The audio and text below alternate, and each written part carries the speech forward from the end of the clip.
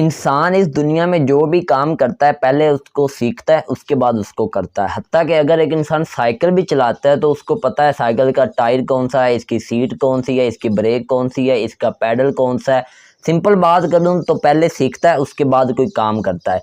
इसी तरह अगर मैं आपको बताऊं कि अगर एक घर है और उसका मेन गेट आपको पता है और आप मेन गेट से अंदर इंटर होकर उस घर के अंदर देख सकते हैं घर के अंदर कौन कौन सी चीज़ है और कहाँ कहाँ पड़ी है।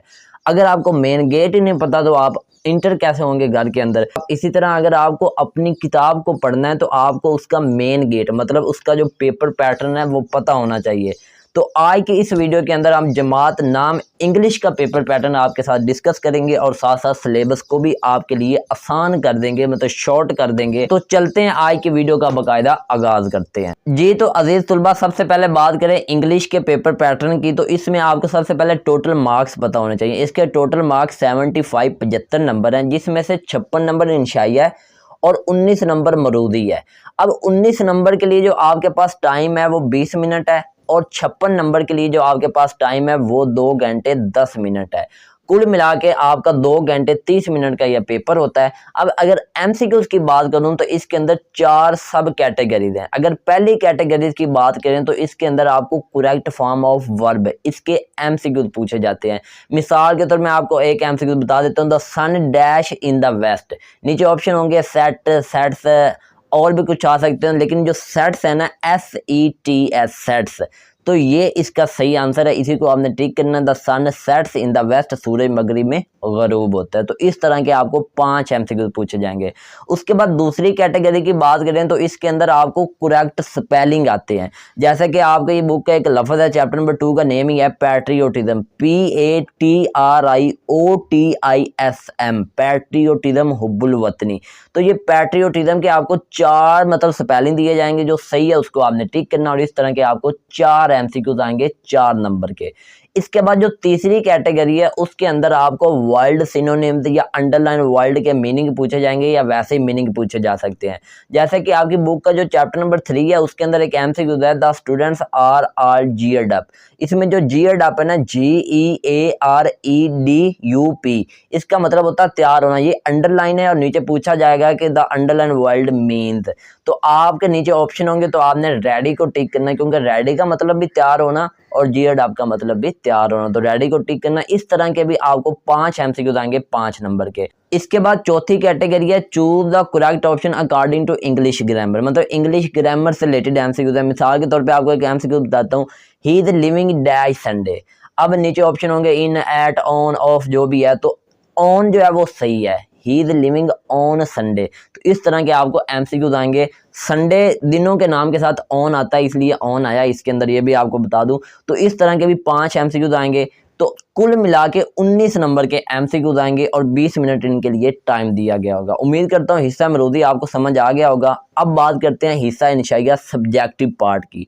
इसके अंदर आपके जो टोटल हैं वो 8 सवाल हैं। जो पहला सवाल है सब्जेक्टिव पार्ट का, एक्चुअल में पूरे पेपर का वो दूसरा सवाल है और उसके अंदर आपको सवाल जवाब भी पूछे जाते हैं।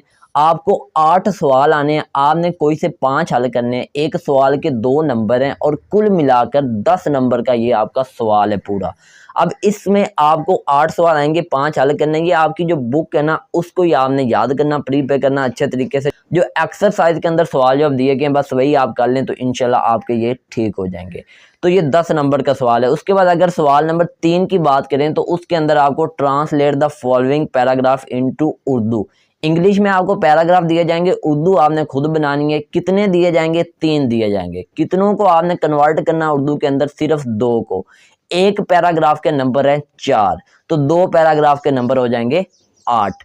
तो 8 नंबर का ये सवाल है। अब इसके अंदर आप एक अपने चैप्टर स्किप कर सकते हैं। आप अगर पहला, दूसरा, तीसरा, चौथा, 5वीं तो है समरी, उसके बाद छठा, 7वां, 8वीं समरी और 9वां, अगर आप पहले 9 चैप्टर तक कर लेते हैं, 2 समरी, 5वीं और 8वीं निकाल कर, तो आपको मैं यकीन दिलाता हूं कि ये 2 पैराग्राफ आपके लाजमी हल हो जाएंगे। एक पैराग्राफ एंड वाले चैप्टर से आता है, वो आप स्किप भी कर सकते हैं।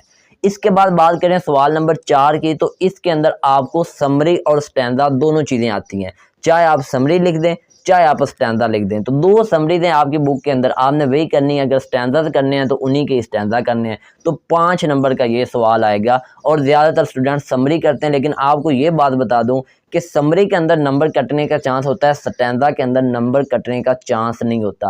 क्योंकि स्टैंजा अगर आप बिल्कुल प्रॉपर और सही लिख दें तो आपको स्टैंजा के अंदर पूरे 5 में से 5 नंबर मिल जाते हैं।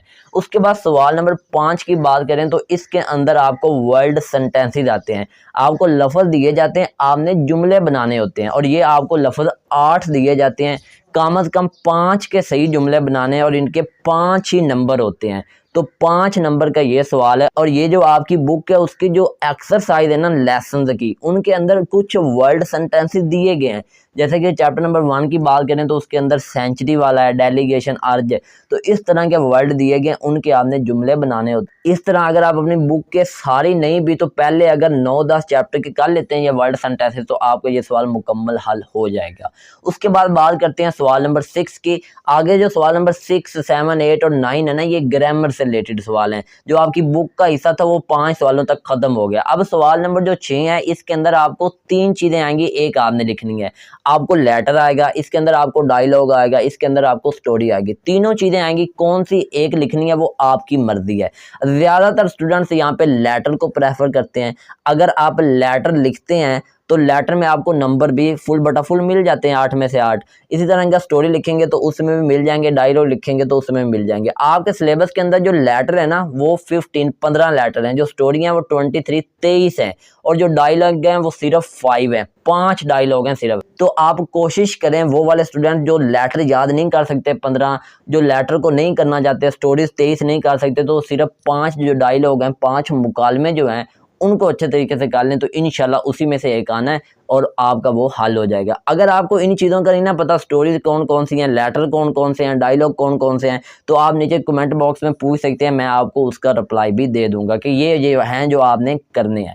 उसके बाद बात करें सवाल नंबर 7 की, तो इसके अंदर आपको कंप्रीहेंशन का पैरा आता है। एक कंप्रीहेंशन का पैरा आएगा। टोटल आपके सिलेबस के अंदर 25 कंप्रीहेंशन के पैराग्राफ हैं। एक आपको आएगा, मतलब पैरा लिखा होगा, नीचे सवाल लिखे होंगे, आपने उन सवालों के जवाब उसी पैराग्राफ के अंदर से निकाल कर लिखने होंगे। अब इसके अंदर आपको पैराग्राफ आएगा, 5 नीचे सवाल होंगे, उनके आपने जवाब लिखने हैं। 10 नंबर का ये सवाल है और ये 7वां सवाल था। इसके बाद जो आपके पेपर का 8वां सवाल है वो है translate the following sentences into English. मतलब उर्दू आपको आएगी, इंग्लिश आपने लिखनी। जैसे कि अगर मैं आपको बात कर दूं सिंपल, मैं तैरना जानता हूँ, ये अगर जुमला आ गया तो इसकी इंग्लिश आप खुद लिखेंगे, I know how to swim. इसी तरह कोई भी जुमले आएंगे और ये आपको 8 जुमले आएंगे, कोई से 5 की आप लोगों ने ट्रांसलेशन लिख देनी इंग्लिश में। अगर आप सही लिखते हैं तो आपको 5 में से 5 नंबर मिलेंगे।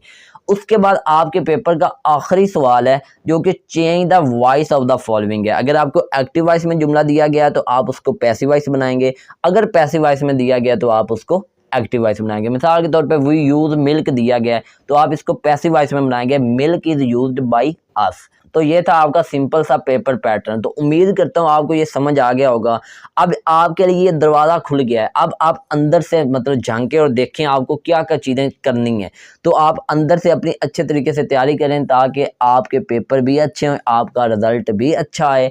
और मुझे भी अपनी दुआओं में याद रखिएगा। अगर ये वीडियो अच्छी लगी है तो लाइक कर दें। इस तरह की मज़ीद वीडियो देखना चाहते हैं तो मेरे चैनल को सब्सक्राइब कर दें। मिलेंगे इंशाल्लाह किसी और वीडियो में, उस वक्त तक अपना ख्याल रखिए। मुझे इजाज़त दीजिए। टेक केयर, अल्लाह हाफिज़।